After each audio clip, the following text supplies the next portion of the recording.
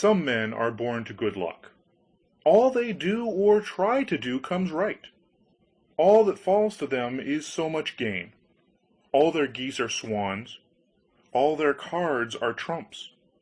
Toss them which way you will, they will always, like poor puss, always alight on their legs and move on so much the faster. The world may very likely not always think of them as they think of themselves, but what care they for the world? What can it know about the matter? One of these lucky beings was neighbor Hans. 7 long years he had worked hard for his master. At last he said, "Master, my time is up. I must go home and see my poor mother once more. So pray, pay me my wages and let me go." And the master said, "You have been a faithful and good servant, Hans, so your pay shall be handsome." Then he gave him a lump of silver as big as his head. Hans took out his pocket handkerchief, put the piece of silver into it, threw it over his shoulder, and jogged off on his road homewards. As he went lazily on, dragging one foot after the other, a man came in sight trotting gaily along on a capital horse. "Ah," said Hans aloud, "what a fine thing it is to ride on horseback! There he sits, as easy and happy as if he were at home in the chair by his fireside. He trips against no stones, saves shoe leather, and gets on he hardly knows how." Hans did not speak so softly but the horseman heard it all, and said, "Well, friend, why do you go on foot, then?" "Ah," said he, "I have this load to carry. To be sure it is silver, but it is so heavy that I can't hold up my head, and you must know it hurts my shoulder sadly." "What do you say of making an exchange?" said the horseman. "I will give you my horse, and you shall give me the silver, which will save you a great deal of trouble in carrying such a heavy load about with you." "With all my heart," said Hans. "But as you are so kind to me, I must tell you one thing. You will have a weary task to draw that silver about with you." However, the horseman got off, took the silver, helped Hans up, gave him the bridle into one hand and the whip into the other, and said, "When you want to go very fast, smack your lips loudly together and cry 'Chip!'" Hans was delighted as he sat on the horse, drew himself up, squared his elbows, turned out his toes, cracked his whip, and rode merrily off, one minute whistling a merry tune, and another singing, "No care and no sorrow, a fig for the morrow, we'll laugh and be merry, sing neigh down Derry." After a time he thought he should like to go a little faster, so he smacked his lips and cried, "Jip!" Away went the horse full gallop, and before Hans knew what was about he was thrown off, and lay on his back by the roadside. His horse would have run off, if a shepherd who was coming by, driving a cow, had not stopped it. Hans soon came to himself and got upon his legs again, sadly vexed, and said to the shepherd, "This riding is no joke when a man has the luck to get upon a beast like this, that stumbles and flings him off as if it would break his neck. However, I'm off now once for all. I like your cow now a great deal better than this smart beast that played me this trick, and has spoiled my best coat, you see in this puddle, which, by the way, smells not very like a nosegay. One can walk along at one's leisure behind that cow, keep good company, and have milk, butter, and cheese every day into the bargain. What would I give to have such a prize?"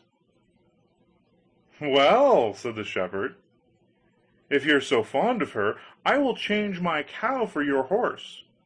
I like to do good to my neighbors, even though I lose by it myself." "Done," said Hans merrily. What a noble heart that good man has, thought he. Then the shepherd jumped upon the horse, wished Hans and the cow good morning, and away he rode. Hans brushed his coat, wiped his face and hands, rested awhile, and then drove off his cow quietly, and thought his bargain a very lucky one. If I have only a piece of bread, and certainly I shall always be able to get that, I can, whenever I like, eat my butter and cheese with it, and when I am thirsty I can milk my cow and drink the milk, and what can I wish for more? When he came to an inn, he halted, ate up all his bread, and gave away his last penny for a glass of beer. When he had rested himself he set off again, driving his cow towards his mother's village. But the heat grew greater as soon as noon came on, till at last, as he found himself on a wide heath that would take him more than an hour to cross, he began to be so hot and parched that his tongue clave to the roof of his mouth.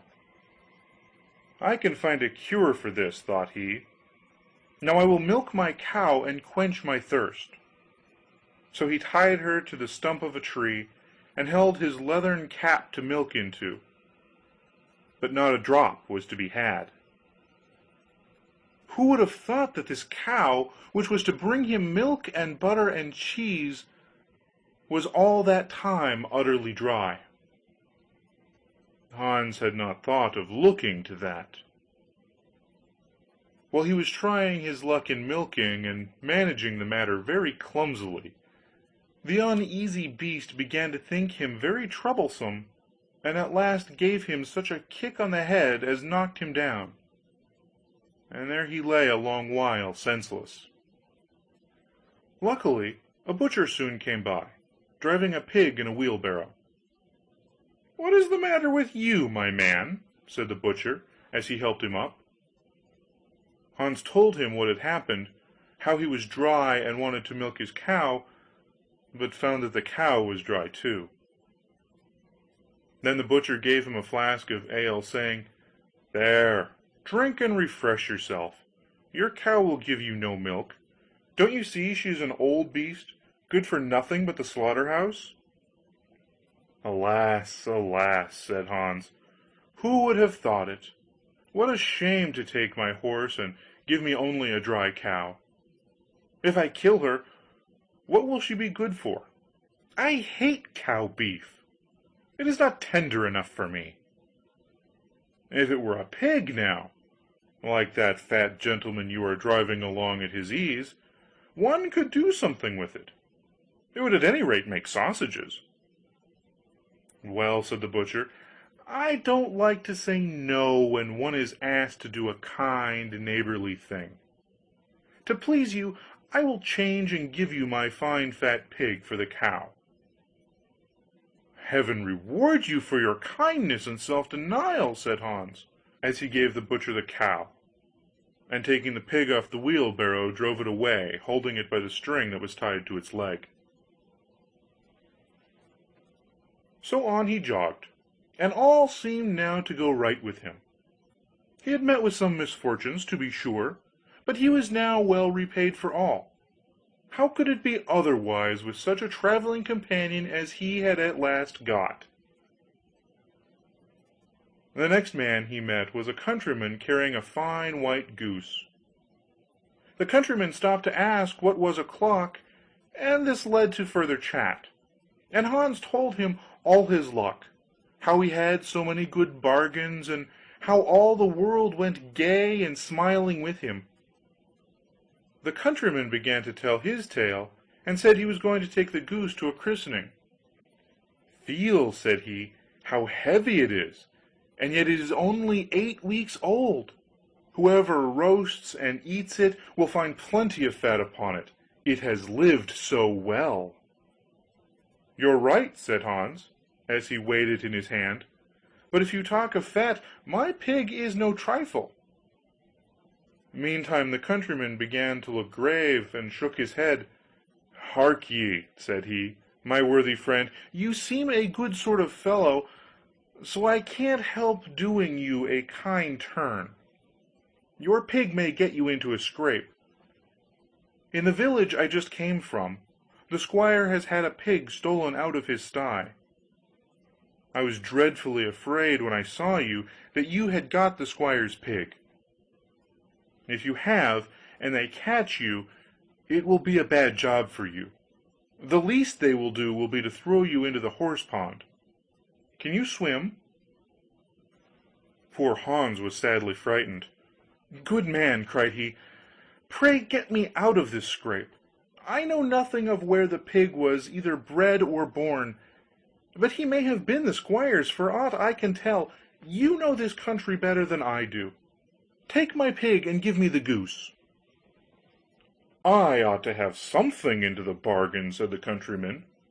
"Give a fat goose for a pig? Indeed! 'Tis not everyone would do so much for you as that. However, I will not be hard upon you, as you are in trouble." Then he took the string in his hand and drove off the pig by a side path, while Hans went on the way homewards free from care. "After all," thought he, "that chap is pretty well taken in. I don't care whose pig it is, but wherever it came from it has been a very good friend to me. I have much the best of the bargain, for there will be a capital roast, and the fat will keep me in goose grease for 6 months. And then there are all the beautiful white feathers. I will put them into my pillow, and then I am sure I shall sleep soundly without rocking. How happy my mother will be! Talk of a pig, indeed! Give me a fine fat goose." As he came to the next village he saw a scissor grinder with his wheel, working and singing: "O'er hill and o'er dale, so happy I roam, work light and live well, all the world is my home. Then who so blithe, so merry as I?" Hans stood looking on for a while, and at last said: "You must be well off, master grinder. You seem so happy at your work." "Yes," said the other, "mine is a golden trade. A good grinder never puts his hand into his pocket without finding money in it."